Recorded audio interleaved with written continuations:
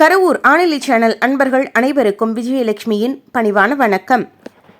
இந்த பதிவில் சிங்கப்பூர் ஹிந்து சென்டரில் இப்போ நான் எடுத்துக்கொண்டு இருக்கக்கூடிய திருவாசக வகுப்பு போற்றி திரு அகவல் சார்ந்த வகுப்பில் முதல் நாளான நேற்றைய தினம் நடைபெற்ற வகுப்பின் காணொளி இதில் இணைத்துள்ளேன். இதில் திருவாசகம் ஏன் மதங்களை கடந்த நூலாக போற்றப்படுகிறது என்ற பெருமை குறித்தும், அதேபோன்று ஷண்மதங்கள் உருவானதற்கு அடிப்படை காரணம் என்னவாக இருக்கும் என்று யாம் உள்வுணர்ந்த விஷயத்தையும் இதில் சொல்லி, அதன் பிறகு திருவாசக அனுபவம் பெற வேண்டி மாணிக்கவாசகரிடம் பாராயணமாக செய்ய வேண்டிய ஒரு பாடலை யாம் இயற்றியதை அதை குறித்தும் சொல்லி, போற்றி திரு அகவலின் முக்கியத்துவம் என்ன, அந்த போற்றி திரு அகவலில் என்ன கூறப்பட்டுள்ளது என்பதனை வகுப்பில் இதில் முதல் பாகமாக தொடர்ந்துள்ளேன். இதனைத் தொடர்ந்து வரும் வகுப்புகளில் நடைபெறவிருக்கும் விளக்கத்தையும் வரும் பதிவுகளில் காணலாம். நன்றி.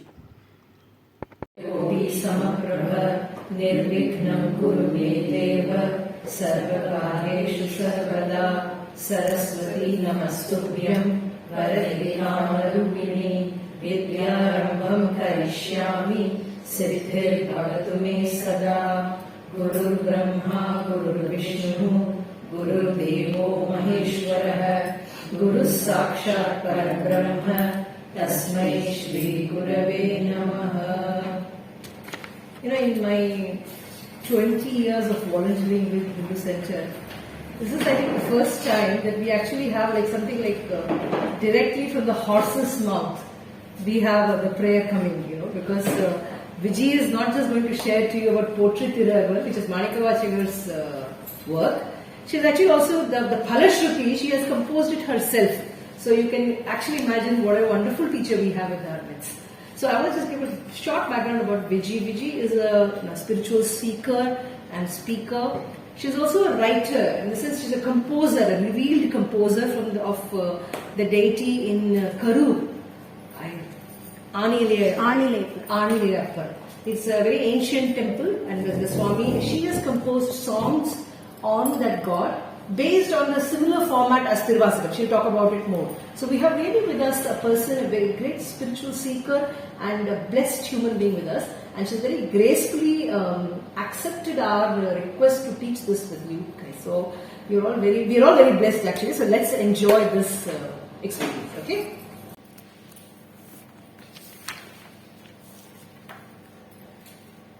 Arahara Nama Parvati Padaye Arahara Mahadeva தென்னாருடைய சிவனே போற்றி, எந்நாட்டவர்க்கும் இறைவா போற்றி, ஏகம்பத்துரை எந்தாய் போற்றி, பாகம் பெண்ணொரு ஆனாய் போற்றி, காவாய் கனகத்திரளே போற்றி, கைலை மலையானே போற்றி போற்றி.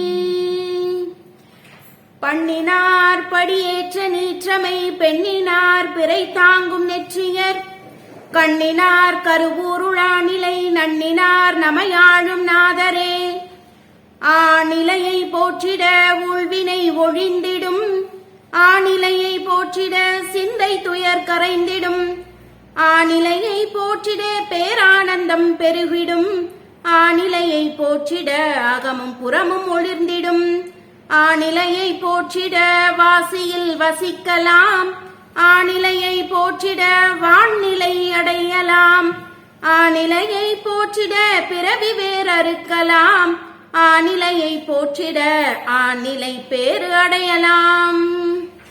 இப்போ மாணிக்கவாசக பெருமானுக்கு அடியேன் இயற்றிய பாடலை இப்போ அடுத்த பாராயணமா நான் பாராயணம் பண்ண போறேன். நீங்க மனசுக்குள்ள மாணிக்கவாசகரை பிரார்த்தனை பண்ணிக்கங்க.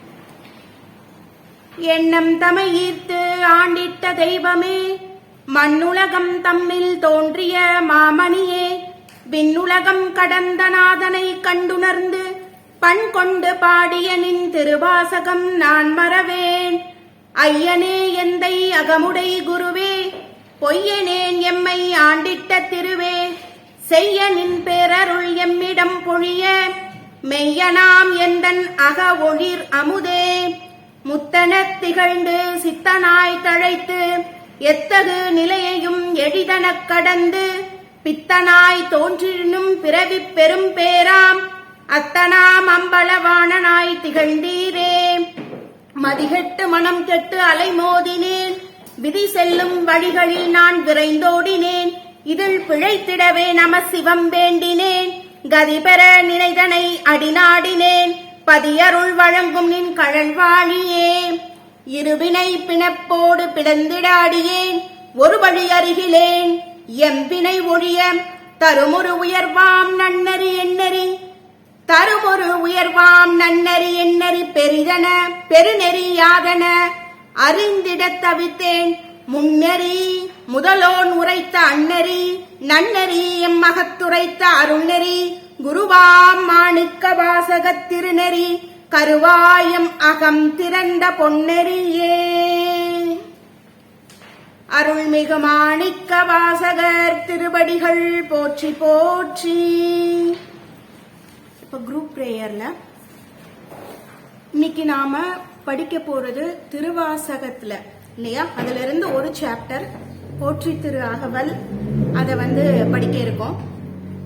அதனால நம்ம திருவாசகம் படிக்கிறதுக்கு ஒரு முந்தானத்து நைட்டு இந்த அனுபவம் கிடைக்கணும் அப்படிங்கறதுக்காக ஒரு பாடல் பெருமான் எழுதி கொடுத்ததை தான் இப்ப உங்க கையில பிரிண்ட் அவுட்டா இருக்கு.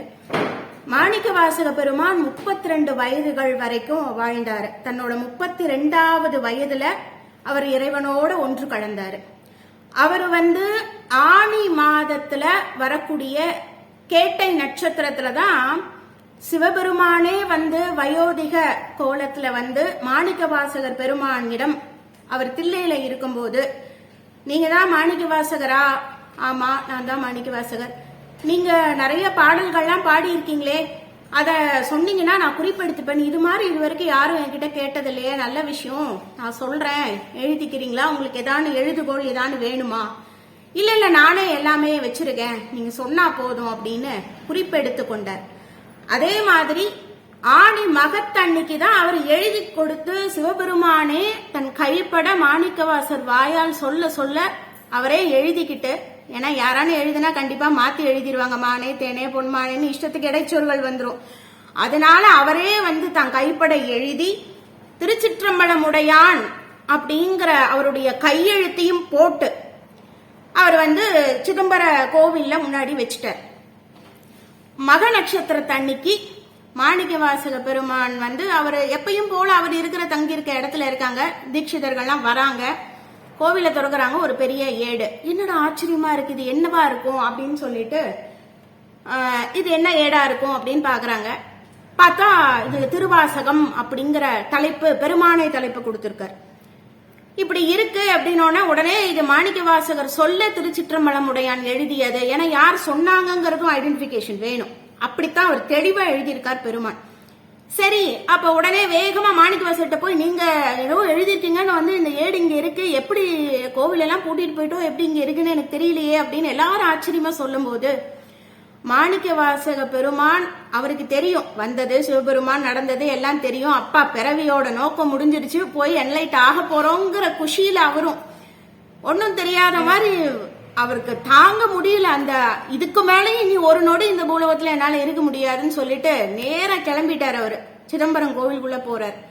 போய் அவர் அப்படியே தாரதாரையா கண்ணில் தண்ணி வருது. நம்ம தலைவரை பார்த்துட்டு அப்படியே மயங்கி நிக்கிறாரு மாணிக்க வாசக பெருமான். அப்பா, என்னை அமிச்ச வேலையை முடிச்சுட்டெல்லாம் ரொம்ப தேங்க்ஸ்டாப்பா, இப்பவாது என்னை ஏத்துக்கோடாப்பா, எனக்கு இதுக்கு மேல நான் இருக்க முடியும். அப்பயும் இவங்க எல்லாம் சும்மா விடல, நீங்க ஏதோ எழுதிருக்கீங்களே, இதுக்கெல்லாம் என்ன அர்த்தம் அப்படின்னு தீட்சிதெல்லாம் கேட்கறாங்க. டே, இதுக்கு மேலேயும் என்னால உங்களுக்கு எல்லாம் விளக்கிட்டெல்லாம் இருக்க முடியாது, இதுக்கு மேலேயும் என் நாதனை பிரிஞ்சு என்னால இருக்க முடியாது. ஏதோ பார் விளக்கம்னா இந்த இருக்கிறாரு உள்ள இருக்கிற நடராஜ பெருமான், அவரு தான் மொத்தத்துக்கும் விளக்கம் அப்படின்னு சொல்லிட்டு கடகட கடகடன்னு ஓடி போய் அவரோட கலந்துடுறாரு. அப்படி அவர் கலக்கும் போது ஆணி மக நட்சத்திரம்.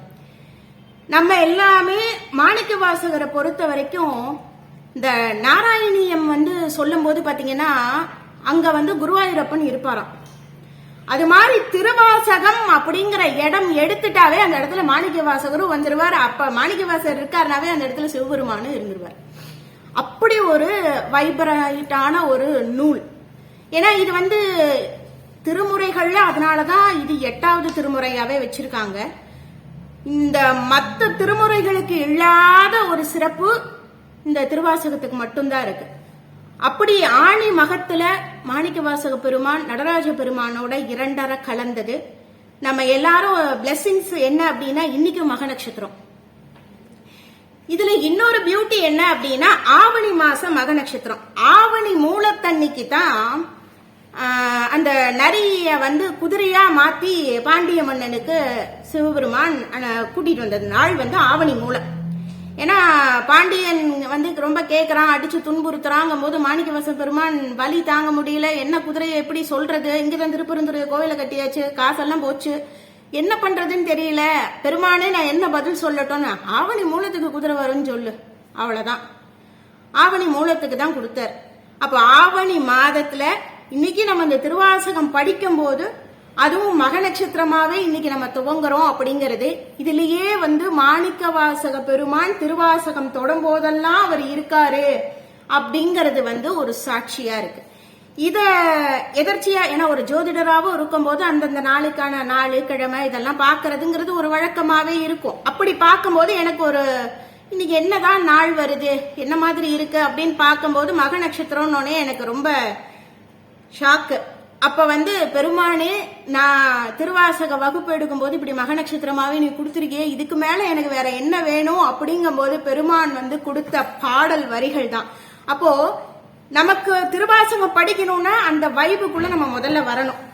அப்படி வரணும்னா முதல்ல அது என்னங்கிற விஷயம், அந்த திருவாசகம் எதனால படிக்கிறோங்கிற விஷயம் நமக்கு தெரியணும். அப்படிங்கிற அந்த ஒரு கான்செப்டை வச்சு அவர் வாழ்ந்த 32 வரிகள் எழுதணும்னு எழுத கிடையாது. வந்த வரிகளை கடகடன்னு எழுதி முடிச்சதுக்கு அப்புறம் கவுண்ட் பண்ணா 32. கரெக்டா அவருடைய வயதும் 32. அதனால இப்போ இந்த வரிகளை நான் சொல்ல இது இன்னியோட இந்த கிளாஸ் வரைக்கும் தானா அப்படிங்கறது இல்ல. எப்போ நீங்க திருவாசகம் புத்தகம் எடுத்தாலும் எடுக்கும் போது அதை படிக்கிறதுக்கு முன்னாடி ஒரு கணம் இதை நீங்க படிச்சுட்டு அப்புறமா அந்த திருவாசகத்தை நீங்க படிக்கும் போது, அதாவது இது வந்து மாணிக்கவாசகர் பாணியிலேயே இந்த வரிகளும் அவர் கொடுத்திருக்காரு. எப்படின்னா சிவபெருமான் கிட்ட மாணிக்கவாசகர் எனக்கு இப்பமே எனக்கு நீ வந்து அருளை கொடு, என்னை நீ ஏத்துக்கோ, என்னோட வினைய நீ வந்து அழிச்சிடு அப்படின்னு சொல்லி ரொம்ப உரிமையா, இப்ப நம்மளுடைய கணவன் கிட்ட நம்ம எப்படி போராடுவோம், நம்ம என்ன மாதிரி நம்ம சண்டையெல்லாம் போட்டு நமக்கு என்ன தேவையோ அதை நம்ம வாங்கிப்போம்ல, அதே மாதிரி சிவபெருமானிடம் நாயகி பாவத்தில். இந்த இடத்துல ஏன் நாயகி பாவம் மாணிக்கவாசகர் ஆண் தானேங்கிறது எல்லாத்துக்கும் ஒரு குழப்பம் வரும். ஆன்மாக்கள் அப்படிங்கிற எல்லா ஆன்மாக்களும் ஈவன்தோ அவங்க ஆணாக பிறவி எடுத்திருந்தாலும் ஆன்மஸ்வரூபம் எல்லாமே பெண்கள். இறைவன் ஒருவனே ஆடவன். அதனால மாணிக்கவாசக பெருமான் இந்த இடத்துல ஆன்மஸ்வரூபமாக இருந்து தன்னை பெண்ணாக பாவிக்கிறார். ஏன் மாணிக்கவாசகருக்கு மட்டும் இவ்வளவு கிரெடிட்னா, 4 4க்கும் வேறுபாடு. ஞான சம்பந்தர சிவபெருமான் பாலை கொடுத்து ஆட்கொண்டார். அது உங்களுக்கு வரலாறு தெரியும். குழந்தை அழுது பால் கொடுத்தாங்க அப்படின்னு சிவபெருமான் வந்தார். அப்புறம் பாட்டு எழுதினார். பாலை கொடுத்து ஆட்கொண்டார் ஞான சம்பந்தரை. அப்பர் பெருமானை சூளையை கொடுத்து ஆட்கொண்டார். வைத்த வலி, சூளைங்கிறது கடுமையான ஒரு வயிற்று நோய், அதுல கொடுத்து ஆட்கொண்டார்.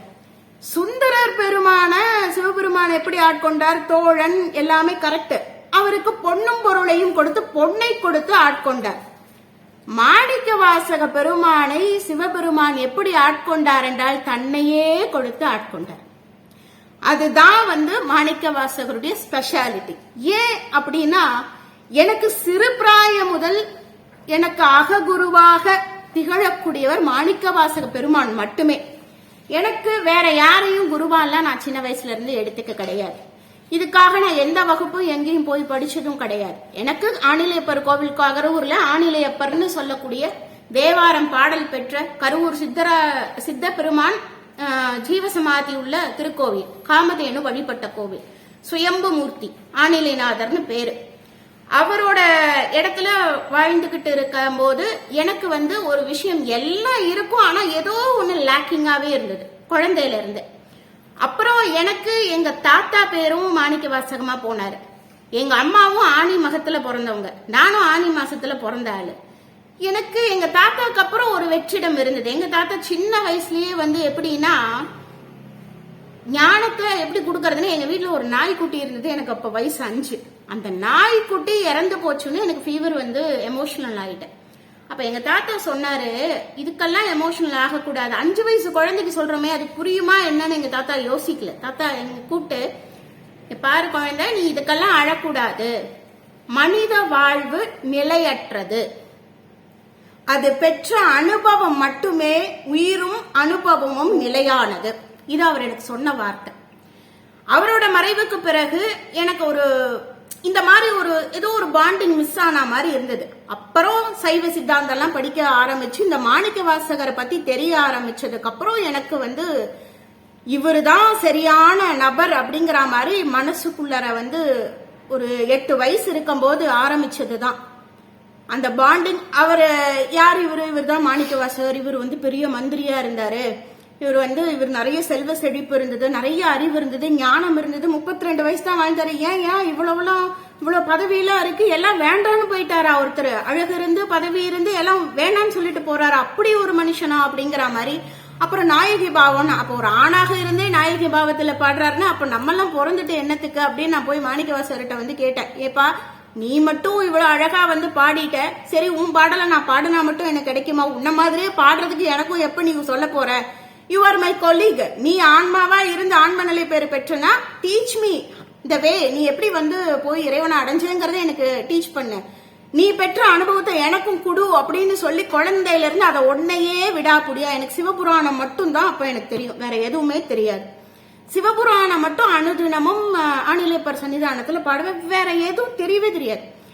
சிவபுராணம் பாடின ஒரு எஃபெக்ட் திருவருட்பதியம்பாவைன்னு ஒரு நூலை 51 தலைப்புகள், திருவாசகத்துல எப்படி 51 தலைப்புகள், அது மாதிரி 51 தலைப்புகள்ல ஆன்மாவையும் இறைவனையும் வச்சு திரு அருட்பதியம்பாவை நாயகநாயகி பாவத்துல இறைவன் எழுத வைத்தார். அது வந்து இது மாணிக்க வாசகர் பெரிய ஏதான தவயோகிகளுக்கு தான் அருள்வாரா? நான் இல்ல, நம்மள மாதிரி பாமரர்களுக்கும் சாதாரணமா இருக்கக்கூடிய உலகாகிரத்துல இருக்கிறவர்களுக்கும் அவர் வந்து எளிமையா வந்து அருளக்கூடியவராக இருப்பாருங்கிறதுக்கு நான் வந்து சாட்சியா இருக்கேன். சோ அதனால இது வந்து யாரோ சில பேர்லாம் சொல்லுவாங்க திருவாசகம்லாம் அதெல்லாம் வந்து காலம் போனதுக்கு அப்புறம் படிக்கணும், யங்ஸ்டர்ஸ் படிக்கணும். இதுல திருவாசகத்துக்குள்ள வாழ்க்கைக்கு தேவையான எல்லாவற்றையுமே அவர் சொல்லி இருக்காரு. அவர் வந்து முக்திக்கு போறதுக்கு மாத்திரம் சிவபெருமான அடையறதுக்கு மட்டும் அவர் சொல்ல கிடையாது. ஒரு வாழ்வு எப்படி இருக்கணும் இன்னைக்கு நம்ம போற்றி திரு பார்க்க போறோம். ஒரு உயிர் எப்படி உருவாகுதுங்கிற ஒரு டீடைல ஒரு டாக்டர் லெவலுக்கு அவர் இன்னைக்கு சொல்றாரு. இப்ப நம்ம கிளாஸ்ல பார்க்கும்போது தெரிய வரும். அந்த அளவுக்கு ரொம்ப டீடைல்டு எக்ஸ்பிளனேஷனா ஒன்னொன்னையும் மனித ஆன்மாக்கள் பிறவி எடுத்தவங்க அவங்களுடைய லட்சியம் என்ன, அவங்க என்ன மாதிரி ஆகணும்னு சொல்லியிருக்காரு. சோ அந்த அப்பேற்பட்ட ஒரு அரிய பொக்கிஷமான அந்த திருவாசகத்தை இப்போ நம்ம படிக்க போறோம். அப்படிங்கும் போது பெருமான நம்ம அழைக்கும் விதமாக இப்போ அந்த பாராயண பாடல் அனுபவம் பெற அந்த பாராயண பாடல் அவர் கொடுத்த அந்த வரிகளை இப்போ நான் ஒன்னொன்னா சொல்றேன், நீங்க திருப்பி சொல்லுங்க. நீங்க சொல்ற சத்தம் மாணிக்கவாசகர் காதுல கேட்டு அவர் இங்க வந்து உட்காந்துடணும். அது மாதிரி ஃபீல் ஃப்ரீயா, கூச்சப்படாம நல்லா மனசார சொல்லுங்க, சரியா? வான் கருணை நிறைந்திட்ட மாணிக்க வாசக குருமணியே, நின் திருத்தாள் பணிகின்றோம், நின் திருவாய் மலர்ந்து அருளிய திருவாசகத்தை திருச்சிற்றம்பலத்தான் தன் பொற்கரத்தை கொண்டு பொறித்தருளிய பொன்வாசகத்தின் மெய்ப்பொருளை யாம் உணர இன்று எம் கண்களும் காண எம் வாயது வாசிக்க எம் காதுகளும் கேட்க எம் சுவாசமும் சீர்பட நின் அருள் மனம் நுகர எம் மெய்யது சிலிர்க்க எமது பொய்களும் மறைய எம் மனமது ஒடுங்க எமது ஆன்மா விழிப்புற எம் தொல்வினை ஒழிய ஏகனாய் அநேகனாய் நின்ற எம் பரம்பொருளை நீங்காது எம் உளம் நிறைந்த பொன்திரு நாயகனை அருள்மழை பொழிந்திடும் இன்னமுதை எமை தேற்றிட எம்முள் கலந்தவனை இன்றே எம் அகம் மெய் உணர்ந்திடவே நீர் பெற்ற பேரின்ப அனுபவத்தை யானும் பெற்றிட வேண்டுகின்றேன் வான் கடந்த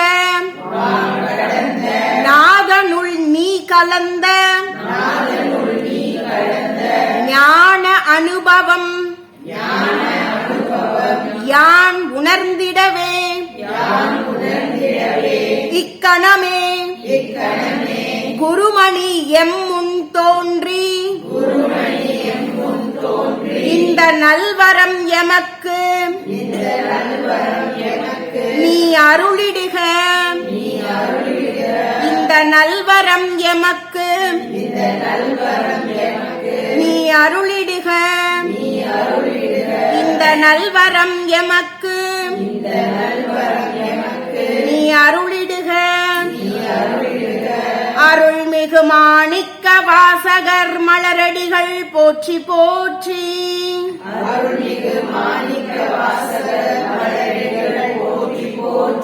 அருள்மிகு திருச்சிற்றம்பலத்தவன் கமலபதம் போற்றி போற்றி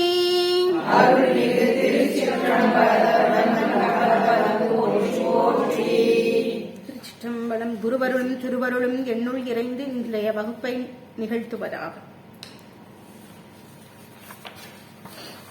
இப்போ ஃபர்ஸ்ட் நான் அணுக்கு இந்த இடத்துல நான் ஃபர்ஸ்ட் தேங்க்ஸ் சொல்லணும். ஏன் அப்படின்னா இந்த திருவாசக வகுப்பு எடுக்க போறோம் அப்படிங்கும்போது என்கிட்ட ஒரு ரிக்வஸ்டா சொன்னாங்க. என்ன அப்படின்னா ஷண்மதம் உடையவர்களும் இந்த வகுப்புக்கு வருவாங்க. அப்போ அந்த திருவாசகத்தை நம்ம எடுக்கும்போது கவனமா எடுக்கணும். ஏன்னா இதுல நிறைய இடத்துல பிரம்மா விஷ்ணு எல்லாம் காணாம சிவபெருமானுடைய திருவடியை காண முடியல அப்படிங்கிற மாதிரிலாம் நிறைய இடத்துல வரும். அவர் இருக்கிற உண்மையை அவர் சொல்லுவாரு. ஆனா இது ஷண்மதத்தவர்களுக்கும் சில பேருக்கு பெருமாள் பிடிக்கும், சில பேருக்கு விநாயகர் பிடிக்கும், சில பேருக்கு முருகன் பிடிக்கும். அப்ப இதுல எல்லாம் வித்தியாசம் வேறுபாடுகள்லாம் வரும் இல்லையா? அதனால நம்ம கவனமா எடுக்கணும் அப்படின்னு அவங்க சொன்னாங்க. அப்ப அவங்களுக்கு நான் ரிப்ளையா சொன்னேன், இல்ல இது மாணிக்க வாசகரே சைவந்தான் அப்படிங்கிற மாதிரி எங்கேயும் அவர் குறிப்பிடல. அவரே மதங்களுக்கெல்லாம் கடந்துதான் அவர் இந்த நூலை இயற்றி இருக்காரு அப்படின்னு சொல்லி முடிச்சேன்.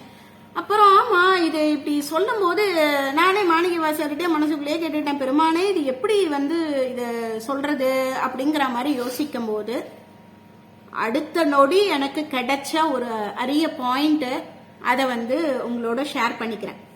அதாவது நம்மளுடைய 7 சக்கரம் தான் ஆதாரம். இந்த திருவாசகம் எப்படி பிறந்தது, ஏன் இது ரொம்ப சிறந்ததா இருக்குங்கிறதுக்கு இந்த ஷண்மதத்தையும் ஏன் கடந்து அது இருக்கிறது அப்படிங்கிறது மாணிக்க வாசக பெருமான் அகத்துக்குள்ள உணர்ந்த வண்ணம் உங்களோட பகிர்ந்துக்கிறேன். இப்போ நமக்கு தெரியும் 7 சக்கரம்: மூலாதாரம், சுவாதிஷ்டானம், மணிப்பூரகம், விசுத்தி, அநாகதம், விசுத்தி, ஆக்ஞை, சகஸ்ராரம்னு நமக்கு 7 சக்கரம் நம்ம உடம்புக்குள்ள இருக்கு. இப்ப இதுல கானாபத்தியம்னு சொல்லக்கூடிய கணபதியை முதல்ல சொல்லக்கூடியது நமக்கு மூலாதாரமாகவும், கௌமாரம்னு சொல்லக்கூடிய முருகப்பெருமானை பற்றி, முருகனே முதல் கடவுள், மூலமும் அவரே அப்படின்னு சொல்லக்கூடியதை சுவாதிஷ்டானத்திலையும். ஏன் சுவாதிஷ்டானம் முருகனை வைக்கிறோம் அப்படின்னா, இந்த நம்ம உடம்புக்குள்ளர 3 முடிச்சுகள் அப்படிங்கிறது இருக்கு. நீங்க அந்த மந்திரங்கள்லயே நீங்க பார்த்திருப்பீங்க. மூலதோ பிரம்ம ரூபாய மத்தியதோ விஷ்ணு ரூபிணே அக்ரதோ சிவ ரூபாய விருக்ஷராஜாயதே நமகான அரச மரத்துக்கு ஒரு மந்திரம் இருக்கும். இது அதுக்கு மாத்திரம் இல்ல, நம்ம விளக்குன்னு நமக்கு வந்து தீபம் ஏத்துறதுக்கு அந்த 5 முகம் கொண்ட விளக்கிலே வந்து கீழே பிரம்மாவாகவும் நடுபாகம் விஷ்ணுவாகவும் மேல சிவனாகவும் அப்படின்னு நம்ம பார்ப்போம். வில்வ தளத்திலையும் எடுத்தாலும் அப்படி. இதே மாதிரிதான் நம்ம உடம்புக்குள்ளரையும் பாத்தீங்கன்னா பிரம்ம முடிச்சு விஷ்ணு முடிச்சு சிவ முடிச்சு அத வந்து பிரம்ம கிரந்தி விஷ்ணு கிரந்தி சிவ கிரந்தி அப்படின்னு சொல்லுவாங்க. அந்த முதல்ல எல்லாத்துக்கும் மூலமாக இருக்கக்கூடிய குண்டலினி சக்தியை கணபதி அப்படின்னு, அந்த கனல் பதி அப்படிங்கிறது தான் கணபதி. கனல்னா நெருப்பு. அப்ப அந்த குண்டலினி சக்தி ஒரு விதமான சுடா நெருப்பு, அது வந்து மூலாதாரத்துல இருக்கு. அப்ப அந்த கணபதியை நம்ம வழிபடும் போது அந்த மூலாதாரம் ஆக்டிவேட் ஆகும். அடுத்து கௌமாரம் அப்படின்னு வந்து நம்ம முருகப்பெருமானை எடுத்தோம்னா அந்த மூலாதாரத்தையும் சுவாதிஷ்டானத்தோட அந்த பிரம்ம முடிச்சுங்கிறது முடிஞ்சிடும். அப்போ பிரம்ம முடிச்சு முடியுது அப்படின்னா முருகப்பெருமானுக்கு தான் பிரம்மன் எழுதிய தலையெழுத்தை மாற்றக்கூடிய வல்லமை உண்டு. அவருக்கு வேல் தான் அடையாளம். அப்ப ஒரு விஷயத்தை ஆழ்ந்து அகன்று கூர்ந்து இருக்கக்கூடிய தன்மையை உடையவர் முருகப்பெருமான். ஞானமே வடிவானவர். நீங்க அவருடைய பிறப்பினுடைய நோக்கம் என்ன? சூரனை வதம் பண்ணுவதற்காக அவர் வந்து பிறந்தார். சிவபெருமானுடைய நெற்றிக்கண்ணில் இருந்து, அதனாலதான் அவர் ஆண்மகன் அப்படின்னு சொல்றோம். அப்படிப்பட்ட அந்த முருகப்பெருமானை, அந்த பிரம்மாவினுடைய முடிச்சை அவிழ்க்க வல்ல தன்மையுடைய முருகப்பெருமானை, அந்த சக்தி வேல் அப்படிங்கறது நம்ம கந்தசஷ்டி விரதம் கூட குழந்தை பேருக்காக நம்ம சொல்லுவோம். அப்ப நம்மளுடைய பிறவி வேரை அறுக்கவும் அது உதவும், பிறவியே நம்ம ஜனிக்கிறதுக்கு சிருஷ்டிகர்த்தாவாகவும் அது செயல்படும். அப்போ அவரே வந்து முருகப்பெருமான் அதுல உதவுற. அதனால கௌமாரத்தை சுவாதிஷ்டானத்தோடும், சைவம் சிவம்ங்கிறது அவர் வந்து அக்னியாக இருக்கக்கூடியவர். அத வந்து 2வது சூரியன் அப்படிங்கிறது தான் கிரகங்கள்ல தலைவன். சூரிய ஜடதாக்னி அப்படின்னு நம்ம வயிற்றுக்குள்ள சொல்லுவோம். அதே மாதிரி ஜோதிடத்துல சூரியனுக்கு வந்து வயிற்று பகுதியை சொல்லுவோம்.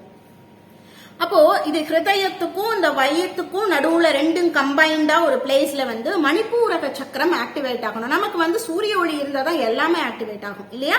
சூரிய ஒளி இல்லைன்னா எதுவும் இல்லை. அதே மாதிரி நம்மளுடைய உடம்புகளில் வயிறுல தான் அந்த கட் இருக்கும். அந்த கட் பாக்டீரியாஸ் அது வயிற்றுக்குள்ள இருக்கிறது தான் எல்லாமே. எல்லா ஆணிவேரும் வயிற்றுக்குள்ளதான் இருக்கு. வியாதியே வரணும்னாலும் வயிறு முதல்ல கெடும், அப்புறமா மனசு கெடும், அப்புறம் வியாதி வரும். இதுதான் வந்து ஃபார்முலாவாவே இருக்கும். அப்போ வயிற்றை கவனிக்கணும். நோய் வேற எந்த பகுதியில இருந்தாலும் வயிறு தான் அடிப்படை. அதே மாதிரி ஒரு விஷயத்தை நாம திறம்பட செய்யணும்னா மணிப்பூரக சக்கரம் முக்கியம். அப்போ அந்த ஒரு எனர்ஜி, ஒரு பவர் நமக்கு தேவை. அப்போ அது சூரியனை, அதாவது சிவபெருமான் அந்த இடத்துல வந்து வந்துருவார். அந்த சௌரம் அப்படின்னு சொல்லக்கூடிய சூரிய வழிபாடு, சௌரம்ங்கிற சூரிய வழிபாட்டை நமக்கு வந்து வயிற்று பகுதியா சொல்லக்கூடிய மணிப்பூரக சக்கரத்துக்கு. அடுத்து வைணவத்தை நம்ம எங்க சொல்லலாம் அப்படின்னா ஹிருதயத்துக்கு. ஏன்னா ஸ்ரீனிவாசன் லக்ஷ்மி தாயார அவருடைய ஹிருதயத்திலேயே வச்சிருக்கக்கூடியவர். அந்த இடத்துக்கும் கிரீனிஷா தான் இருக்கும். நம்மளுடைய எண்ணம் தான் வந்து கடல் அளவு பெருசாக இருக்கும். அப்போ அந்த வைணவத்தை வந்து அநாகத சக்கரம், மனசு நல்லா இருக்கணும், நிதானமா இருக்கணும், எப்பயுமே ஒரு பிளசன்ட் மூட்ல இருக்கணும் அப்படின்னு நம்ம சொல்லுவோம்.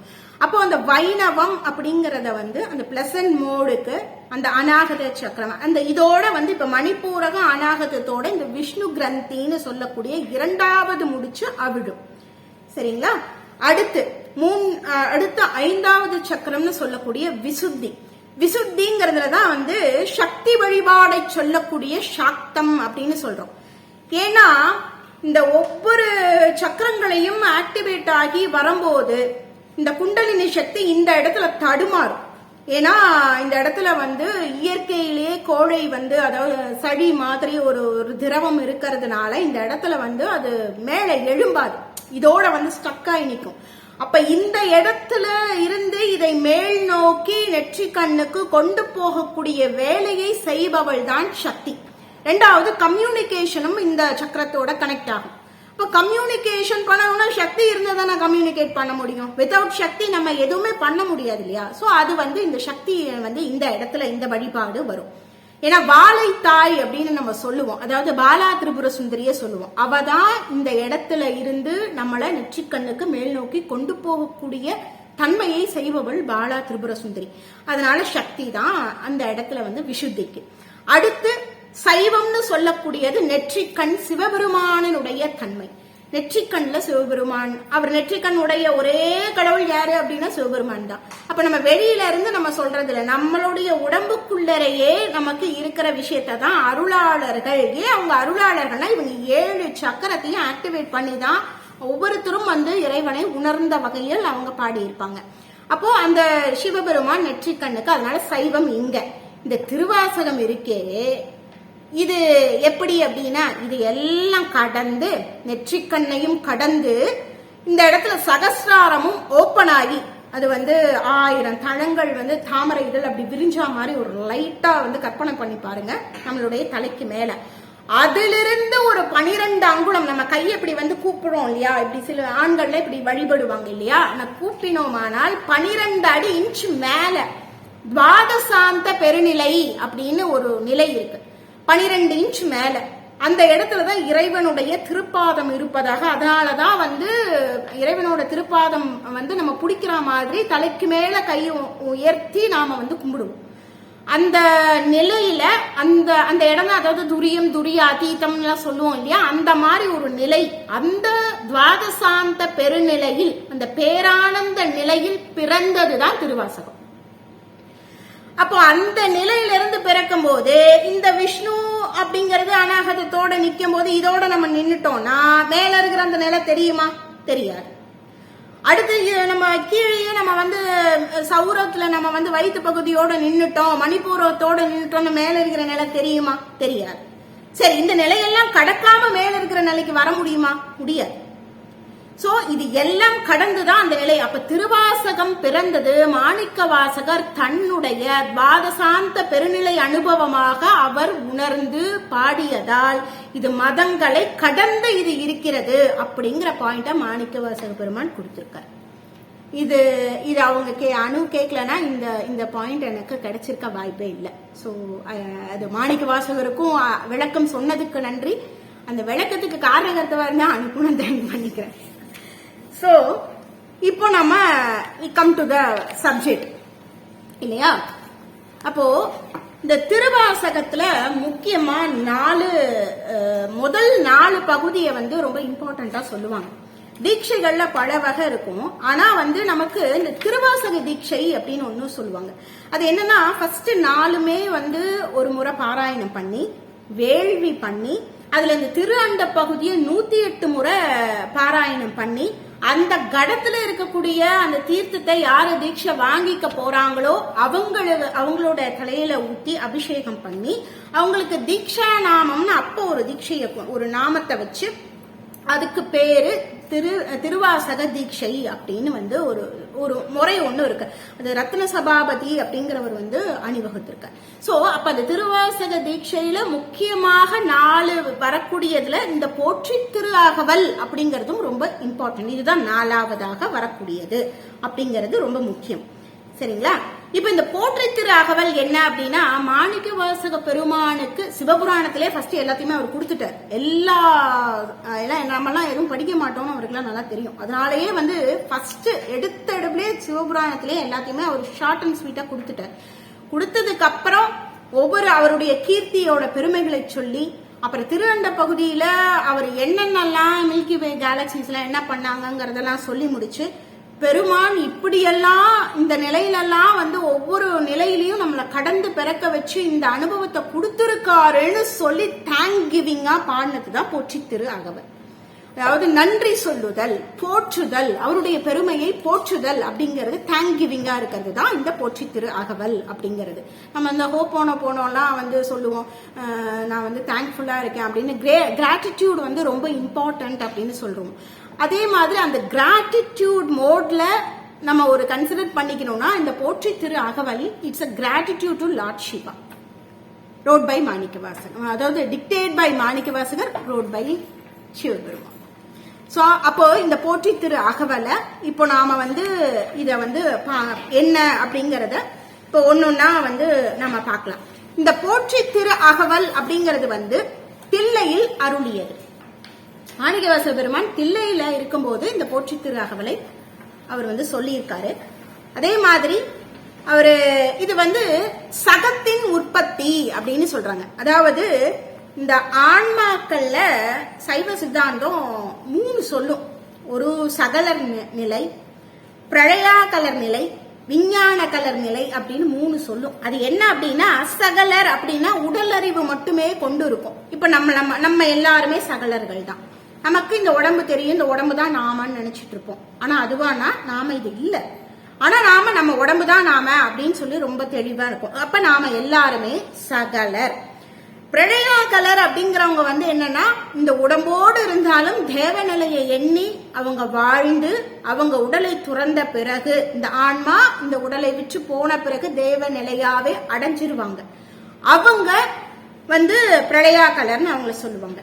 அடுத்து விஞ்ஞான கலர் அப்படின்னு சொல்றது யாரு அப்படின்னா, இந்த உடல் இருக்கும்போது இப்போ நம்மள மாதிரியே வாழ்ந்து கொண்டு இருக்கும்போது சூக்ஷ்ம தேகத்தினுடைய அறிவையும் உணர்ந்து அந்த அனுபவத்தையும் இறை அனுபவத்தையும் தக்க வைத்துக் கொண்டு அவங்க விருப்பப்பட்டா இந்த பாடியிலையும் இருப்பாங்க, வேண்டானாலும் இதுல இருந்து அப்படியே வெளியிலையும் போய் அவங்க சூக்ஷ்மமாகவும் இருக்கக்கூடிய வல்லமை படைத்தவர்கள். ஒரே நேரத்துல பல இடங்கள் சித்தர்கள்லாம் இருக்காங்க இல்லையா, அந்த மாதிரி நிலையில இருக்கக்கூடியவங்களை விஞ்ஞானகலர் அப்படின்னு வந்து சொல்லுவோம். இப்போ இது மாணிக்கவாசக பெருமான் என்ன சொல்றாரு அப்படின்னா, சகத்தின் உற்பத்தின்னு சகலராகிய நாம முதல்ல எப்படிடா பிறந்தோம் அப்படிங்கிற டீட்டெயிலா அவர் வந்து சொல்றார். அப்போ இதுல முதல்ல வரிய பார்ப்போம். நான்முகன் முதலாய் வானவர் தொழுதெல ஈரடியாலே மூவுலகு அளந்து நாள் திசை முனிவரும் ஐம்புலன் மலர போற்றிசை கதிர்முடி திரு நெடுமால் அன்று. இதுக்கு இந்த முதல் 4 வரைக்கும் என்ன அப்படின்னா, நான்முகன் முதலாய் வானவர் தொழுதல. நான்முகன் முதலாய்னா நமக்கே தெரியும், 4 முகங்களை கொண்டவர் பிரம்மதேவர். இந்த அடிமுடி காண வேண்டி பிரம்மாவும் விஷ்ணுவும் அவங்க சர்ச் பண்றதுக்காக பிரம்மதேவர் வந்து மேல திருமுடிய காணணும்னு சொல்லி மேல போறாரு. இது பெருமாள் வந்து திரு அடிய பார்க்கணும் அப்படின்னு கீழே போய் தேடுறாரு. அடிமுடி காணா அண்ணாமலையார நம்ம சொல்லுவோம், ஜோதி ஸ்வரூபமா சுவாமி வந்து நின்னாரு. இவங்க 2 பேரும் தேடியும் பார்க்க முடியல அப்படிங்கறத அந்த வரியத்தான் எடுத்தடுப்புலே சொல்றாரு. ஏன்னா பெருமானை பற்றி போற்றி அகவலாக சொல்லும் போது எடுத்தெடுப்புல அவருடைய பெருமை என்னங்கிறது சொல்லணும் இல்லையா. ஏன் நம்ம அவரை போற்றணும்னு ஒரு கேள்வி வரணும்ல. நம்ம எல்லாம் கேட்போம், ஏன் அவரை ஏன் போற்றணும், அவர் என்ன பண்ணாரு அப்படின்னு நம்ம எல்லாம் கேட்போம். அதனால எடுத்தெடுப்புலயே அவருடைய பெருமை அவருடைய கீர்த்தி என்னங்கறத சொல்றாரு. நான்முகன் முதலாய் வானவர் தொழுதல. வானவர்கள் எல்லாரும் தொழறாங்க, நான்முகன்ல இருந்து எல்லாரும் தொழறாங்க. ஈரடியாலே மூவுலக அளந்தவன். இந்த பெருமாள் வந்து சும்மா எல்லாம் கிடையாது, 2 அடியில 3 லோகத்தையும் அளந்தவர் அவரு. வாமன அவதாரத்துல 3 லோகத்தையுமே அவர் அளந்தாரு. என்னென்ன லோகம் வந்து, மேல இருக்கக்கூடிய தேவலோகம், அப்புறம் வந்து மத்தியமமா இருக்கக்கூடிய பூலோகம், பாதாள லோகம்னு சொல்றது. இப்ப நாமெல்லாம் வாழ்றது பூலோகம். சோ அந்த மாதிரி இந்த 3 லோகத்தையுமே வந்து அளந்த மகாவிஷ்ணு அவரும் வந்து தேடுறாரு. அப்போ நாள் திசை முனிவரும், நாள் திசை முனிவரும்னா 4 திசைகளிலும் முனிவர். 2வது இந்த தட்சிணாமூர்த்தி கிட்ட அந்த 4வரும் இருப்பாங்கல்ல, அவங்களையும் அந்த முனிவர்களையும் நம்ம எடுத்துக்கலாம். நாள் திசை முனிவரும் ஐம்புலன் மலர. புலன்கள் 5ம் அவங்களுக்கு மலர்ந்து பெருமானை வந்து பார்க்கணும் அப்படின்னு மலர்ந்து நிக்குதாமா. இன்வைட் பண்ணி நான் இந்த பெருமானை பார்க்கணும் அப்படின்னு 5 புலன்களும் ஒன்றிணைந்து ஒரே ஒரு சிந்தனையோட பெருமானை பார்க்கறதுக்காக அவங்க இருக்காங்க. அப்படி இருந்து அடிமுடி, அதாவது போற்றிசை கதிர்முடி நெடுமால் அன்று, திருநெடுமால் அன்று அவரும் வந்து பெருமாளும் என்ன சொல்றாரு, அவரும் வந்து போற்றி உன்னுடைய திருவடியை நான் பார்த்தே ஆகணும் அப்படின்னு போற்றி செய்து திருமாலுடைய அந்த அவயங்களும் மலர்ந்து இருக்கிறதாம். பெருமாளுடைய திருவடியை பார்த்தே தீரணும் அப்படின்னு அவரும் வந்து முதல்ல நான் பாத்துருவேங்கிறதுல தேடி போய் இல்ல இவரு கொஞ்சம் பெரிய ஆளாத்தான் இருக்கிறாரு அப்படின்னு சொல்லி நான் வந்து கண்டிப்பா உங்களை பார்க்கணும், எங்களுக்கு உங்களுடைய திருவடி தரிசனத்தை கொடுங்கிற அளவுக்கு அவர் அப்படியே ஐம்புலன்களும் ஒன்றிணைந்து பெருமாளும் வந்து தேடுறாராம். எப்படி தேடுறாரு அப்படின்னா, அடிமுடி அறியும் ஆதரவு அதனில் அடிமுடியையும் அறிய வேண்டிய அந்த நினைவில் கடுமுரண் ஏனம் ஆகி முன்கலந்து, கடுமையான பலம் கொண்ட, ஏனம்னா பன்றின்னு அர்த்தம், யாருக்கான்னு தெரியலன்னா எழுதிக்கோங்க. ஏனம் என்றால் பன்றி அப்படின்னு அர்த்தம். கடுமுரண் ஏனம் ஆகி முன்கலந்து, அந்த 7 எழுதிட்டீங்களா? நான் சொல்லலாம், கண்டினியூ பண்ணலாம்ல. ஓகே. கடுமுரண் ஏனமாகி முன்கலந்து 7 தளம் உருவ இடந்து பின் எய்த்து. அதாவது 7 தளம் அப்படின்னா இந்த இடத்துல வந்து ஒரு 7 லோகங்கள் வந்து கண்டிப்பா இருக்கும் இல்லையா? ஒரு நிமிஷம்.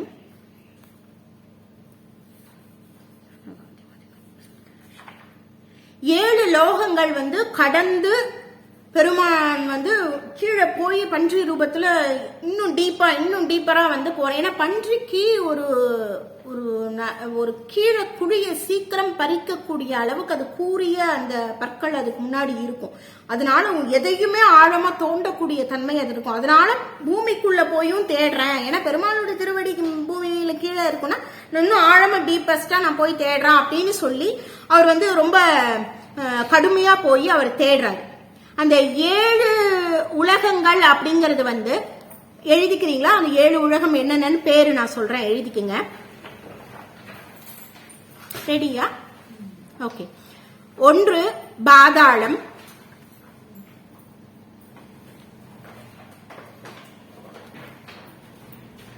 2வது ரசாதளம்,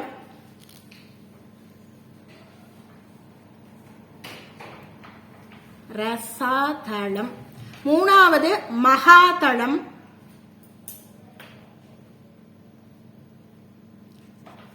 4வது சுதலம், குண்டுலா போட்டுக்கணும், சுதலம், 5வது விதலம்,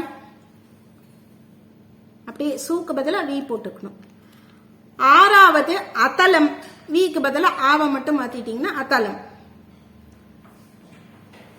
7வது பூலோகம்.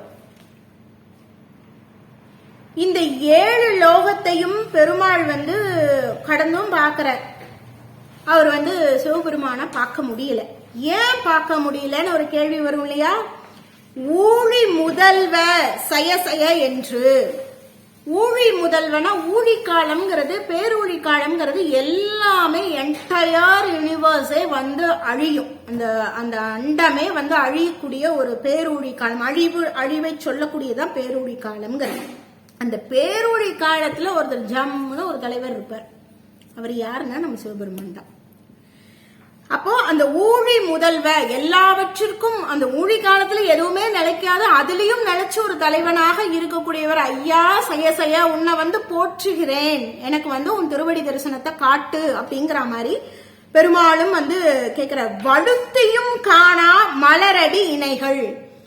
வழுத்தியும் அப்படின்னா துதித்துன்னு ஒரு பொருள், வழுத்திங்கிறதுக்கு எழுதிக்கிங்க. துதித்துன்னும் ஒரு பொருள் இருக்கு, கஷ்டப்பட்டுன்னு ஒரு பொருள் இருக்கு. ஏன்னா இத்தனை லோகத்தையும் வந்து பொழந்து போகணும் அப்படின்னா ஈஸியாவா போக முடியும்? ஸோ ரொம்ப கஷ்டப்பட்டு தேடுறாங்க. ஸோ வழுத்தியும் அப்படின்னா கஷ்டப்பட்டும்னு ஒரு பொருள், துதித்து அப்படின்னா துதிப்பாடி அப்படிங்கிறதும் ஒரு பொருள். அப்ப வழுத்தியும் காணா மலரடி இணைகள், அந்த 2 தாமரை போன்று அழகா இருக்கிற அந்த திருவடி.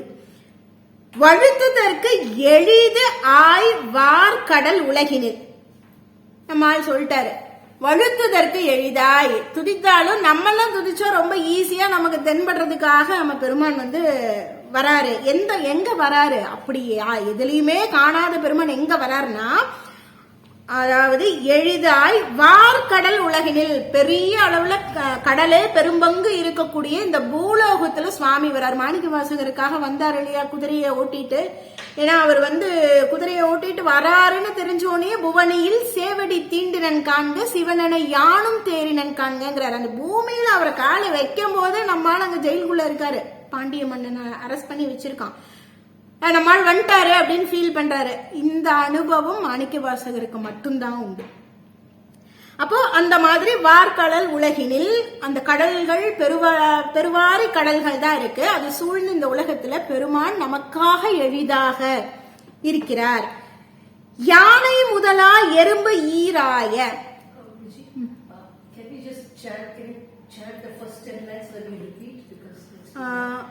ஓகே ஓகே, நான் என்ன யோசிச்சேன்னா கிளாஸ் வந்து ஓரளவு எடுத்துட்டு அதுக்கப்புறமா வந்து அந்த எடுத்த வரைக்கும் ஒரு தடவை சொல்ல வைக்கலாம் அப்படிங்கிற மாதிரி யோசிச்சேன்.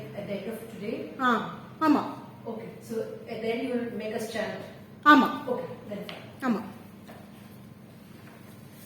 சோ அப்போ யானை முதலாய் எறும்பு ஈராய அப்படிங்கிறது வந்து என்ன அப்படின்னா, இதுல வந்து பிறவிகள்ல 7 வகையான, நம்ம 7 பிறப்பு அப்படின்னு சொல்றோம் இல்லையா, அந்த 7 பிறப்புனா என்ன அப்படின்னா 7 வகையான பிறப்புகள் இருக்கு. தாவர ஜென்மம், தாவரங்கள்லாம் எழுதிக்கிறீங்களா? do you want to write it? yeah, okay, so 7 types of birth. தாவரங்கள் ஜென்மம், அதுல எவ்வளவு டைப் இருக்குன்னா 19 lakhs டைப்ஸ் இருக்கு.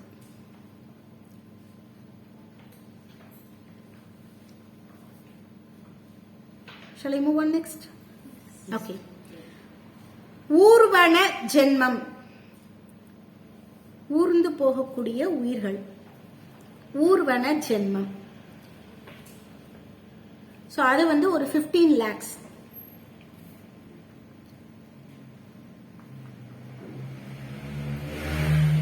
அடுத்து தேவர்கள் ஜென்மம்,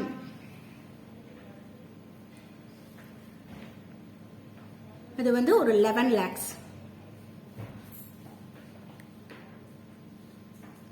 அடுத்து நீர்வாழ்வன, நீர்வாழ் உயிரினங்கள், நீர்வாழ்வன ஜென்மம்,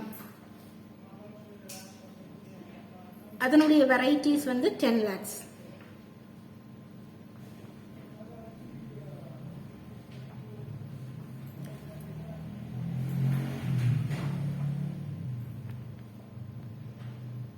அடுத்து பறவைகள் ஜென்மம், பறவைகளோட டைப்ஸ்,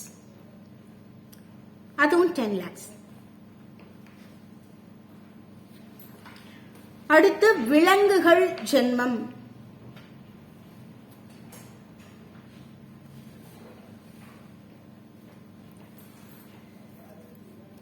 அது வந்து 19 lakhs.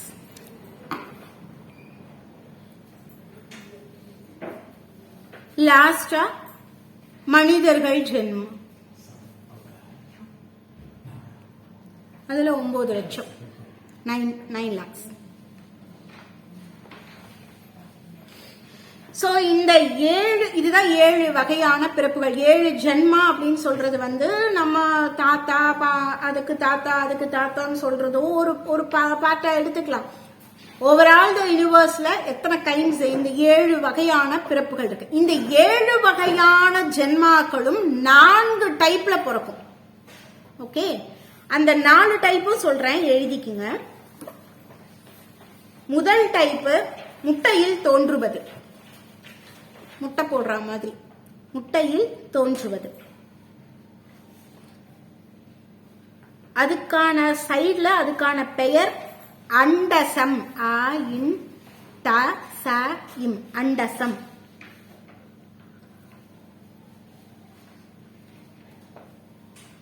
அடுத்து 2வது வியர்வையில் தோன்றுவது.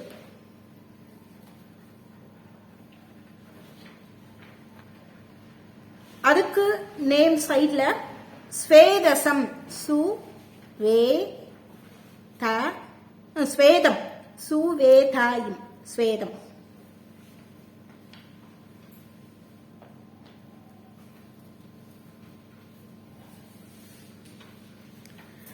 அடுத்து வேர்களில் தோன்றுவது.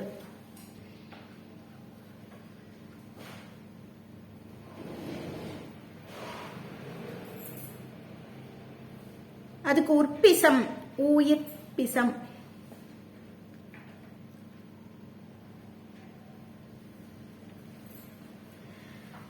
நாலாவதா கருப்பையில் தோன்றுவது.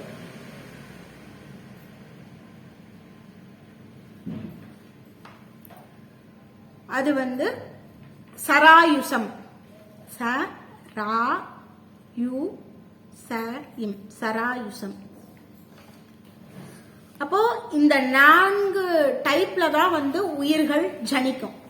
இப்ப இவர் வந்து மாணிக்கவாசகர் வந்து பெருமானுடைய திருவடி எளிதாக இந்த உலகத்துல வரும் அப்படின்னு சொன்னவரு வேற எந்த சிவபுராணத்துல புல்லாகி பூடாய் புழுவாய்னு நிறைய கைண்ட் ஆஃப் பர்த் அவர் சொல்லியிருப்பாரு. ஆனா ஸ்பெசிபிக்காக இங்க வந்து இந்த வரியில ஏன் அவர் வந்து யானை முதல எறும்பு ஈராயன்னு சொன்னாரு அப்படிங்கிறதுக்கு என்ன மீனிங்னா, ஏன்னா அது ஏதோ ஒண்ணு குறிப்பிடுறாருல, அது வந்து கருப்பை வழியாக எந்த உயிர் தோன்றும்னா யானையிலிருந்து எறும்பு வரைக்கும் தான். சரியா? அந்த அந்த அந்த அது வந்து கருப்பை வழியாக உயிர் வந்து ஜனிக்கும். அப்ப நம்மளும் கருப்பை வழியா தானே உயிர் ஜனிக்கிறோம். சோ நெக்ஸ்ட்ல வராரு கண்டிப்பா. இது வந்து அது அடுத்த வரியில, அதனாலதான் அவர் வந்து யானை முதலா எறும்பு ஈராய, எல்லா அம்மா கருப்பைக்குள்ளேயும் நான் யானையில இருந்து எல்லாத்தையும் நான் பிறந்துட்டேன். அடுத்து மானுட பிறப்பினுள் மாதா உதிரத்து அப்படின்னு ஆரம்பிக்கிறார். இங்க இந்த அம்மா வயிற்றுக்குள்ளர நம்ம பிறக்கும் போது எப்படியெல்லாம் உருவாகிறோம் அப்படிங்கறதெல்லாம் இனிமே அவர் டீட்டெயிலா சொல்வார். ஏன் அப்படின்னா இது கண்டிப்பா வந்து மனுஷங்க தான் படிக்க போறாங்க, வேற யாரும் படிக்க போறது ஒரு ஆடோ ஒரு மாடோ இதெல்லாம் படிக்காதுன்னு அவருக்கு தெரியும்.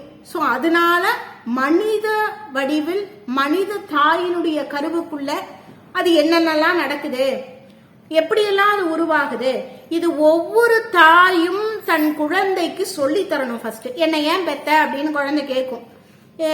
எருமை உன்னை ஏன் பெத்த அப்படின்னு என்ன கேட்காத, இந்த மாதிரி கஷ்டமெல்லாம் இருக்கு, இந்த விஷயங்கள்லாம் இருக்கு.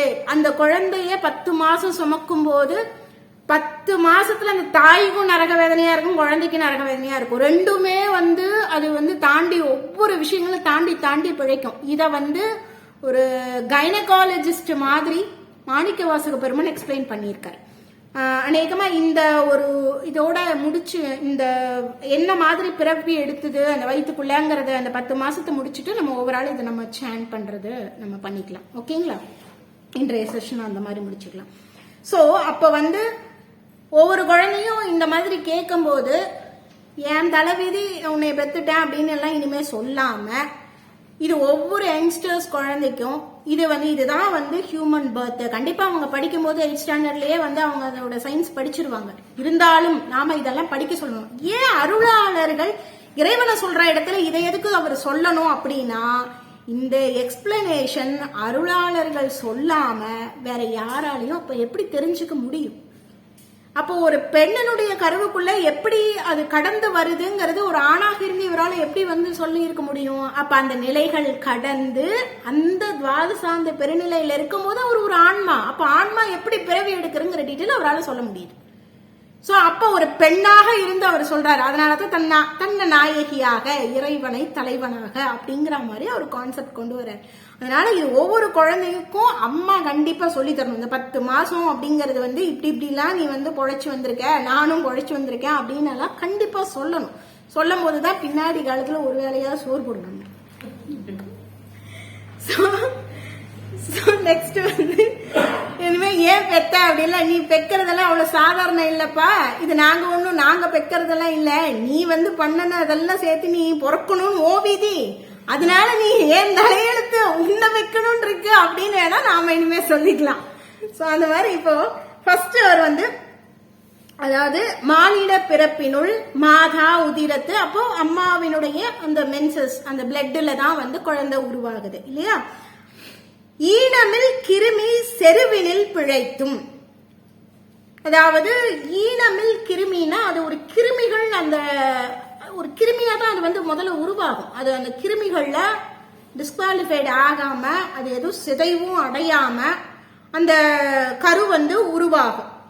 அப்படி உருவாகி அது வந்து ஒரு அது இறைவன் அதை அமைச்ச விதம் இருக்கு பாருங்க, அது நினைச்சு பார்த்தாவே ரொம்ப பிரம்மாண்டமா திருவாசகம் மூலமா தான் இருக்குது. எந்த கைனகாலஜிஸ்டும் இவ்வளவு டீட்டெயில் எல்லாம் எக்ஸ்பிளைன் பண்ணுவாங்கன்னு சொல்ல முடியாது. இது அந்த ஒரு நாள் தான் அந்த கருமுட்டை அப்படிங்கறது அம்மாவுக்கு வரும். இந்த அப்பா கிட்ட இருந்து பல கோடி உயிர்கள் கிளம்பி போகும். இது எப்படி இருக்கும்னா ரொம்ப ஸ்ட்ராங்கா ஒரு பால் மாதிரி, இப்போ ஒரு செவுரு மாதிரி இருக்குன்னு வச்சுக்கோங்க. இந்த பல கோடி உயிரணுக்கள் போய் அது உடனே எல்லாம் போறதுல பாதியிலேயே செத்து போயிடும். பல லட்சம் இது பண்ணிடும். சில இது முட்டி மோதி பார்த்து ஒண்ணுக்கு ஒண்ணு அடிச்சுக்கிட்டு செத்து போயிருங்க பல லட்சம். அப்புறம் முட்டியும் பார்த்து என்னால முடியல அப்படின்னு மூக்கரப்பட்டு செத்து போறது பலது இருக்கு. அப்புறம் இது ட்ரில் மிஷின் போட்டு அது ட்ரில் பண்ற மாதிரியான ஒரு நிலையில தான் அந்த கரு அது தொலைக்க பார்க்கும். தொலைச்சு ஒன்னே ஒண்ணு உள்ள போகும். அவ்வளோ கஷ்டம். உள்ளுக்குள்ள போறது இட்ஸ் நாட் ஈஸி.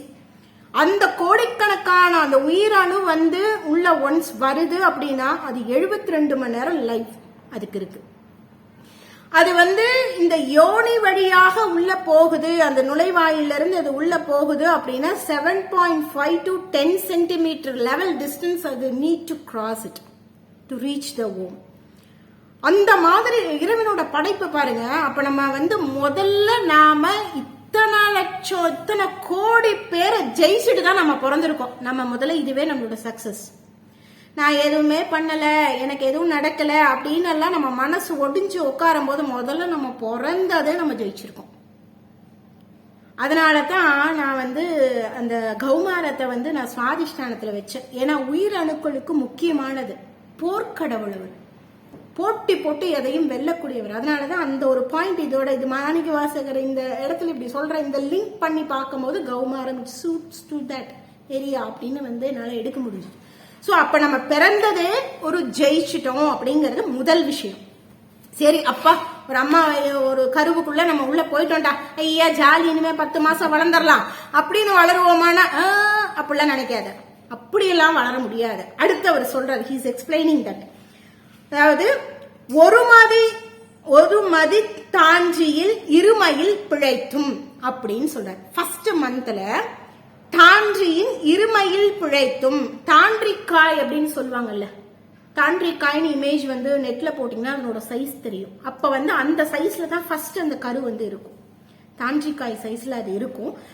அந்த கால இருமையில் பிழைத்தும்னா அந்த காலத்துல ட்வின் டெலிவரிங்கிறது it is not easy thing. இப்ப மாதிரி ரொம்ப ஈஸியா பண்றதுங்கிறது அந்த காலத்துல இல்ல. 1-2 குழந்தையும் ஒன்னா உடம்பு ஒட்டிக்கும், இல்ல கை 2 ஒட்டிக்கும், இல்லைன்னா உடம்பு ஒன்னா இருக்கும், 4 கையா இருக்கும், இல்லைன்னா தலை 2 ஒட்டிக்கும். இப்படி பல விஷயங்கள் அந்த காலத்தை பொறுத்த வரைக்கும் இருந்திருக்கு. ரொம்ப ரேரா தான் அது நார்மல் ஆகும். ஆனா அந்த ட்வின் டெலிவரி அம்மாக்கும் ரொம்ப கஷ்டம், அந்த குழந்தையும் அது வர்றதுங்கிறது. ஏன்னா செப்பரேட் பேக்ல வராமையும் போறதுக்கு நிறைய சான்சஸ், அப்பெல்லாம் ரொம்ப ரிஸ்க் ஜாஸ்தி. அதனால இருமை ஆகாமல் பிழைக்கணும் அப்படிங்கிறது தான் ஒரு மதி தாஞ்சியின் இருமையில் பிழைத்தும், இருமையாகாம ஒரு குழந்தையா வரணும் அப்படின்னு அவர் சொல்றாரு. அடுத்து செகண்ட் மந்த் இருமதி விளைவின் ஒருமையில் பிழைத்தும். இப்ப 2வது மந்த்ல பாத்தீங்கன்னா ஒரு முழு ஒரு என்ன சொல்றது, ஒரு முழு ஒரு பொம்மை மாதிரி அது ஒரு வடிவமா அது செட் ஆகும். அப்ப அந்த ஒருமையில் பிழைத்தும். அடுத்து மும்மதி தன்னுள் அம்மதம் பிழைத்தும். அப்ப அந்த 3வது மந்த் அப்படிங்கும் போதுதான் பனிக்குடத்துல வாட்டர் கன்சிஸ்டன்சி, அந்த வாட்டர் ஃபில் ஆகும். அப்பதான் அம்மாவுக்கு தலை சுத்தும், அம்மாவுக்கு வாந்தியா வரும், மயக்கமா வரும். இப்ப இந்த அம்மா போய் எங்கேயும் அடிச்சு பிடிச்சு உளுந்து அதே தானே இதுல டேமேஜ் ஆகக்கூடாது. இந்த குழந்தைக்கும் தண்ணி திடீர்னு ஒண்ணு ஒரு சின்னதா ஒரு பிண்டம் மாதிரி ஒண்ணு உருவாகி இருக்கு. அதுக்கு தண்ணிக்குள்ள ஃபுல்லா ஃபில் ஆகி அது சேஃபா அது இருக்கிறதுக்கு, அது தண்ணியா இருக்கும் போது அதுக்கு எதுவும் டிஸ்கம்ஃபர்ட் ஆகாம அதுலயும் அது பிழைக்கணும் 3வது மாசத்துல. அடுத்து 4வது அம்மதம் அப்படிங்கறது அந்த வாட்டர்னு எழுதிக்கிங்க. பனிக்குடம் அப்படிங்கறது அந்த அம்மதம் பிழைத்துங்கிறது பனிக்குடம் அப்படிங்கிற மாதிரி நோட் பண்ணிக்கிங்க. மதன நீர் அப்படின்னு சொல்லலாம், பனிக்குடம் சொல்லலாம். அந்த மாதிரி உள்ளுக்குள்ள நீர். அடுத்து ஈரிரு திங்களில் பேர் இருள் பிழைத்தும். 4வது மாசத்துல ஃபுல்லா தண்ணி எல்லாம் ஒரு இருட்டான ஒரு இடத்துல ஃபுல்லா தண்ணி எல்லாம் வந்து சேர்ந்து அது ஒரு இருட்டுக்குள்ள இருக்கும். இந்த வடிவேல் கூட ஒரு ஜோக்ல வந்து சொல்லுவான், நீ என்னத்த பெத்த, உள்ள ஏசி இல்ல, லைட் இல்ல, ஒண்ணும் இல்ல, நீ என்ன, நீ வந்து ஜாலியா உனக்கு எல்லாரும் சோறு கொடுத்தாங்க, அது கொடுத்தாங்க, இது கொடுத்தாங்க, வடிவேல் வந்து பேசுவான். அந்த மாதிரி இப்ப இருக்கிற குழந்தைங்க பேசும். இது உள்ளுக்குள்ள இருக்கிற குழந்தை இருட்டா இருந்துகிட்டு, சரி மகாராஜாவுக்கு குழந்தையா பிறக்குதுனாலும் மகாராஜராஜஸ்ரீ குட்டி மகாராஜா வயிற்றுக்குள்ள இருக்காரு, எங்க ஒரு ஏசி கனெக்ஷன் கொடுங்க, ஒரு லைட் கனெக்ஷன் கொடுங்க அப்படிலாம் வந்து பண்ண முடியுமா? சத்தியமா முடியாது. இது இருட்டுக்குள்ளதான் இருந்தாகணும். இருட்டுக்குள்ள இருந்தாதான் அது ஆரோக்கியமான குழந்தையாகவும் வளர முடியும். அது வந்து அந்த இருளில் தான். அதனாலதான் கர்ப்ப கிரகத்துல அதிகம் வெளிச்சம் இல்லாமல் பார்த்துக் கொள்வார்கள். சிறிய விளக்கு மட்டும்தான் இருக்கும். கர்ப்ப கிரகத்துக்கு லைட் வந்து போடக்கூடாது, போட்டோ எடுக்காதீங்க மூலஸ்தானத்தை, அந்த ரேஸ் வந்து படாம இருக்கணும் அப்படின்னு சொல்றது வந்து அது குழந்தைக்குள்ள இருக்கிற கரு எப்படி ஒரு வைப்ரண்டா இருக்கோ டிட்டோ வந்து கர்ப்ப கிரகத்துல இருக்கிற இறைவனுக்கும். அதனாலதான் எல்லா பக்கமும் லைட் போட்டிருப்பாங்க, கருவறையில மட்டும் லைட் போட மாட்டாங்க. சோ அது மாதிரி இது எதுக்கு அவங்க கருவறையில லைட் போடாம இருந்தாங்கன்னா, டேய் நீயும் லைட் போடாம தாண்டா வயிற்றுக்குள்ள இருந்து வெளில வந்த அப்படிங்கிற ஒரு விஷயத்தை சிம்பாலிக்கா சொல்றதுதான் முக்கியமா. சோ அப்ப வந்து இருமதி ஈரிரு திங்களில் பேரிருள் பிழைத்தும். அப்பதான் என்ன பண்ணுவோம், அது பேர் இருளா இருக்கு, ஹலோ யாரானு இருக்கீங்களா அப்படின்னு இங்கிட்டு தட்டி பார்க்கும், இங்கிட்டு தட்டி பார்க்கும், நான் தனியா இருக்கேன் அப்படின்னு தனுஷ் டைலாக் மாதிரிலாம் அந்த குழந்தை வந்து தட்டி தட்டி பார்க்கும். கண்ணு மட்டும் திறக்காது. ஏன்னா கண்ணு திறந்துருச்சு அப்படின்னா அங்கஹீனம் ஆயிடும் குழந்தை. சோ கண்ணு திறக்க கூடாது. அது டில் டெலிவரி வரைக்கும் கண்ணை திறக்காது. மத்த எல்லாமே அது கேட்கும், வந்து தட்டி பார்க்கும், குட்டிக்கரணை அடிக்கும், எல்லா வேலையும் பண்ணும். ஆனா கண்ணை மட்டும் அது திறக்காது. இது மாணிக்கவாசகர் சொல்றது. அடுத்து 5 திங்களில் முஞ்சுதல் பிழைத்தும். அப்ப 5 திங்கள்ல அந்த ஸ்பைனல் கார்ட்ல இருந்து, மூக்குல இருக்கிற எலும்புகள்ல இருந்து, போன்ஸ்ல இருந்து எல்லாமே ஸ்ட்ரக்சர் வந்து கரெக்டா 5வது திங்கள்ல ஃபார்ம் ஆயிருக்கணும். இதுல ஏதாவது ஒரு குறைபாடா ஆயிடுச்சுன்னா பிண்டமா மட்டும்தான் இருக்கும், உருவம் வராது.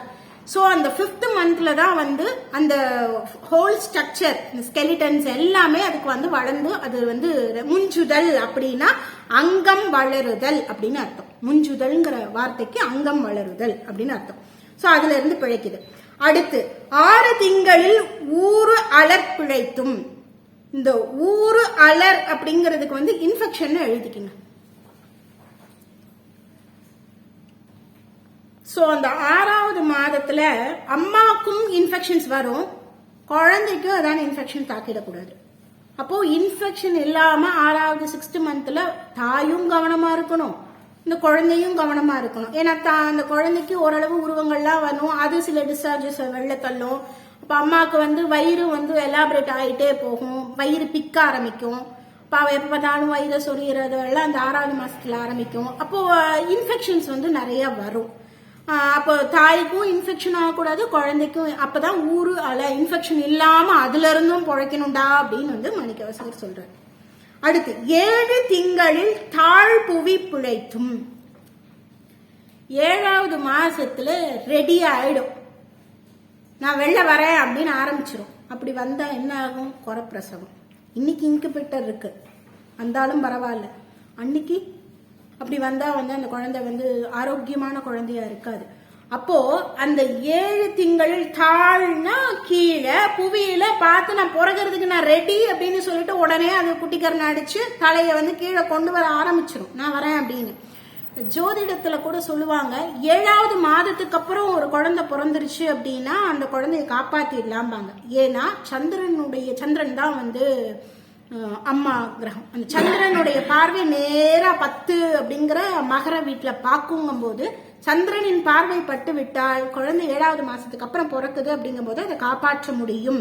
அதுக்கு முன்னாடி வந்து பிறக்கிற மாதிரி ஏதாவது ஒரு ப்ராப்ளம் ஆயிடுச்சுன்னா அது பிழைக்காது அப்படிங்கறது வந்து ஜோதிடத்திலயுமே வந்து அது இந்த சயின்ஸ் வேற எதுவுமே இல்லை. இதே விஷயத்த வந்து கோவிலாக அமைச்சு அந்த மாதிரியும் சொல்றாங்க, இதே சயின்ஸ் தான் வந்து அஸ்ட்ராலஜிலையும் சொல்றாங்க.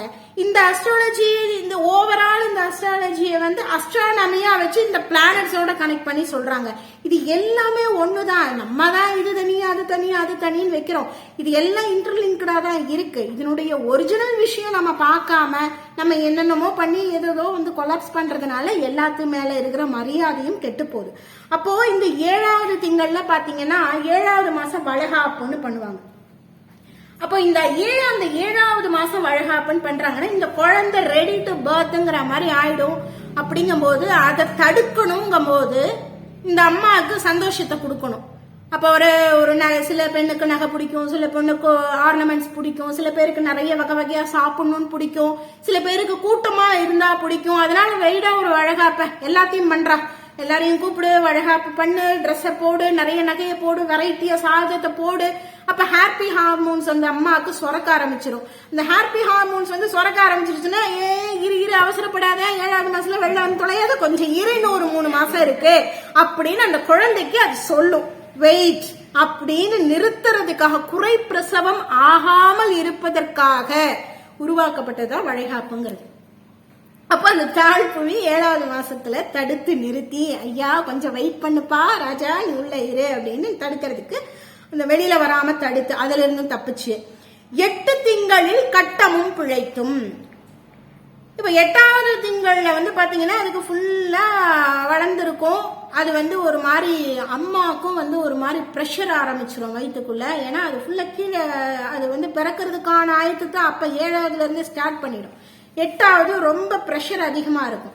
அப்ப குழந்தைக்கும் பாத்தீங்கன்னா எங்கிட்டும் நகரவும் முடியாது, ஒண்ணும் பண்ண முடியாது. அதுக்கும் வந்து ஒரு மாதிரி ரொம்ப இடைஞ்சலா இருக்குடா அப்படின்னு சொல்லிட்டு அதுக்கும் ஒரு விதமான ப்ரெஷர் வரும். அப்ப இந்த 2 ப்ரெஷர்ல ரெண்டுமே ஷேக்கிங் இல்லாம ஒரு மாதிரி இறுக்கமா இருந்து 2 பேருக்குமே எந்த ஆபத்தும் வந்துடக்கூடாது. இந்த 8வது மாசத்துக்கு அப்புறம் இந்த பனிக்குடம் வந்து அந்த நீர் வற்றுதல்ங்கிறது ஆரம்பிக்கும். அதே மாதிரி இந்த அபான வாயுன்னு சொல்ற அந்த வாயு தான் வந்து எந்த ஒரு விஷயத்தையும் கீழ் நோக்கி தள்ளுறது அபான வாயு. அப்ப அந்த அபான வாயுவோட பிரஷர் வந்து கொடுக்க ஆரம்பிச்சிடும். ஏன்னா அது டெலிவரி ஆகிறதுக்கு நேரம் நெருங்கிடுச்சுன்னு அர்த்தம். அது தள்ளுனா தான் இது வெளில வரும் அப்படிங்கறது அர்த்தம். இந்த கர்ப்ப காலத்துல நாம என்னெல்லாம் நம்ம குழந்தைக்கு சொல்றோமோ அதெல்லாம் சத்தியமா அது கேட்கும்.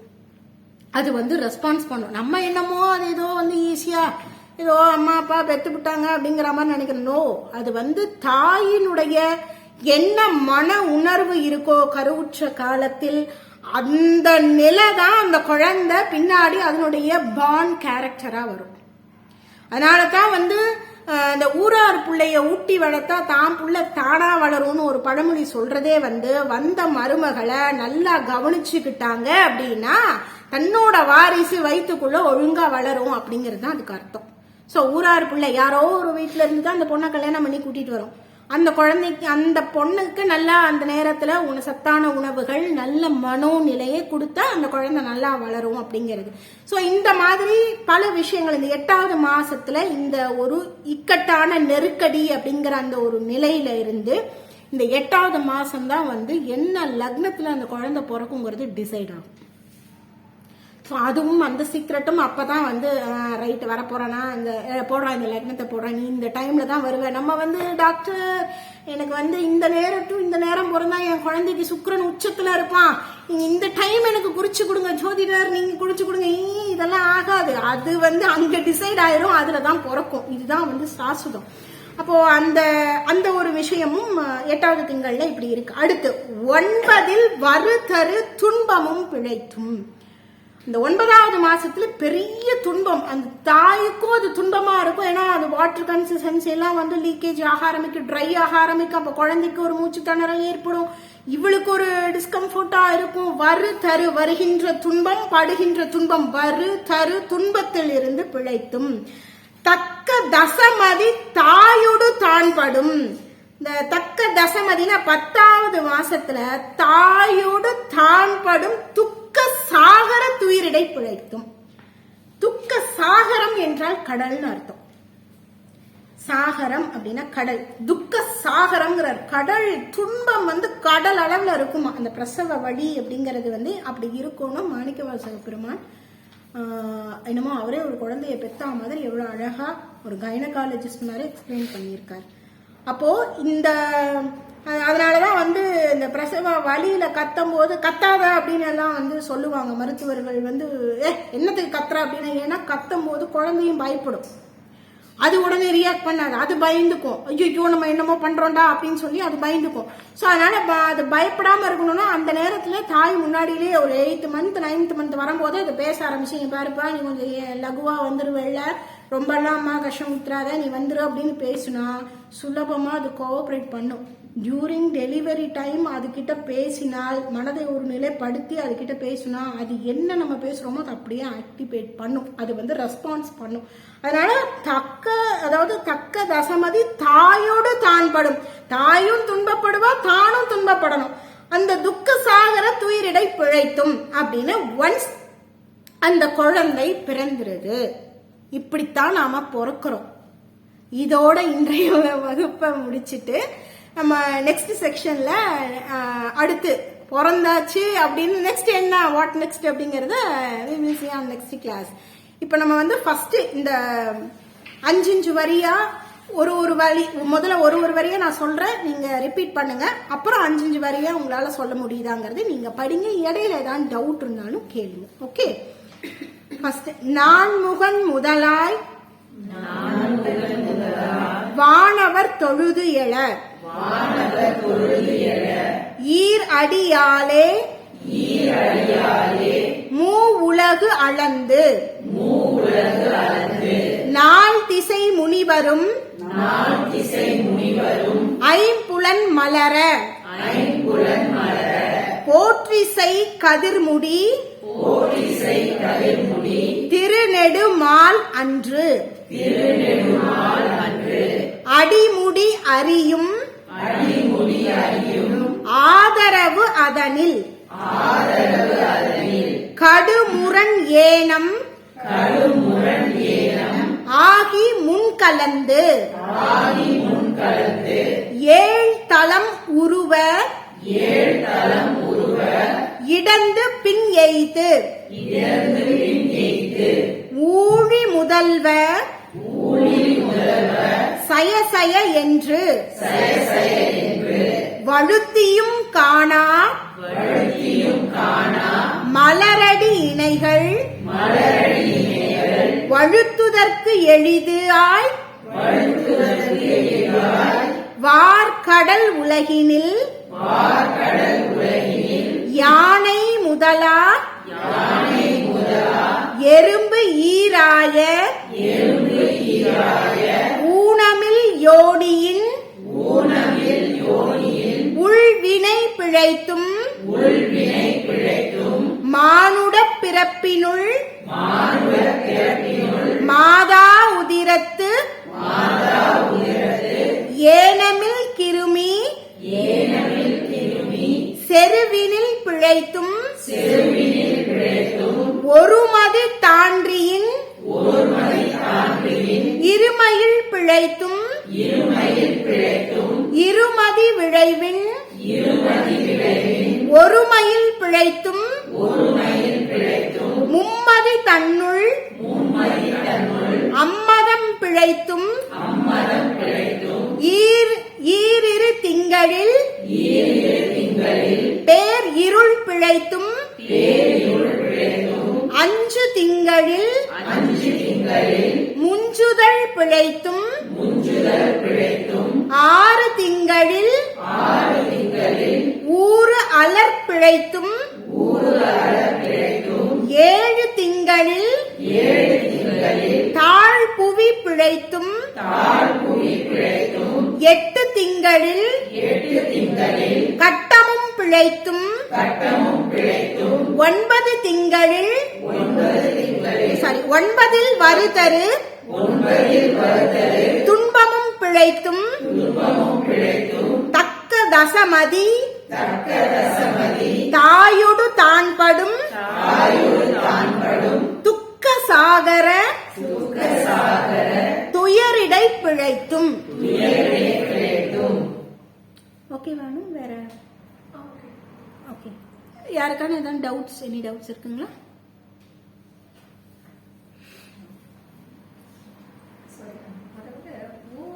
ஊழி முதல்வர் செய்ய செய்ய என்றுன்னு சொன்னீங்க. அது வந்து கொஞ்சம் செய்ய செய்யணும் அது நான் சரியா இல்லை. அது என்ன அர்த்தம்? செய்ய செய்யங்கிறது வந்து இப்போ ஜெய ஜெய அப்படின்னு நம்ம சொல்றோம்ல, வெற்றி அப்படின்னு சொல்றோம் இல்லையா, போற்றுகிறேன் அப்படின்னு இந்த ஜே அப்படின்னு சொல்லுவாங்கல்ல, வாழ்க அப்படின்னு சொல்ற மாதிரி ஜேன்னு சொல்ற மாதிரி ஜெய ஜெய, இந்த ஜெய ஜெயங்கிறது தான் செய்ய செய்ய அப்படிங்கிறது தமிழ் மீனிங், போற்றுதல் அப்படிங்கிறது. நான் க்ளோசிங் ப்ரேயர் நான் இந்த இதை முடிச்சிடறேன், அப்புறம் டவுட்ஸ் இருந்தாலும் கேளுங்க. போற்றி ஆணிலையை புகழ்ந்து பாடினேன், போற்றி ஆணிலையை மகிழ்ந்து ஆடினேன், போற்றி ஆணிலையுள் நயந்து உருகினேன், போற்றி ஆணிலையுள் நிலைத்து வாழ்கிறேன். அருள்மிகு மாணிக்க வாசகர் திருவடிகள் போற்றி போற்றி. திருச்சிற்றம்பலமுடையான் கமலத் திருவடிகள் போற்றி போற்றி.